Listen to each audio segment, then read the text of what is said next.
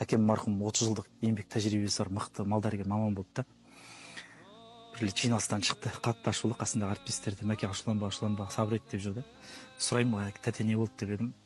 Министрліктен бұйрық келіпті дейді. Ақпан айының ортасында 100 ботадан қан алынып тапсырылу керек деп айтты дейді.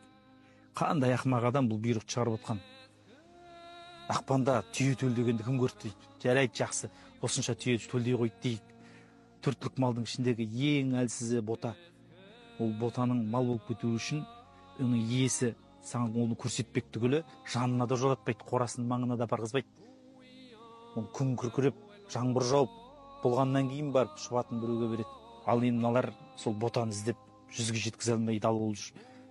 Осы надандар шаршатты деді. Есіңде болсын балам, маман өзінің орнына отырмайынша адамдар қасірет шеге береді дейді. Сөйтіп үмбетей жырау айтады ғой. Бай болмаған бай болса, жайланбаған сай қалмас. Би болмаған би болса, айтылмаған сөз қалмас. Хан болмаған хан болса, қаналмаған ел қалмас дейді. Яғни мұрнына мамандығының иісі бармайтын адам сол билікке баратын болса, қара халықтың қасірет шегуі сол. Сөйтіп айтып біледі де, баласын бақтаған бас жаман, қатын мақтаған жас жаман. Алыстағы дұшпаннан аңдып жүрген дос жаман дейді.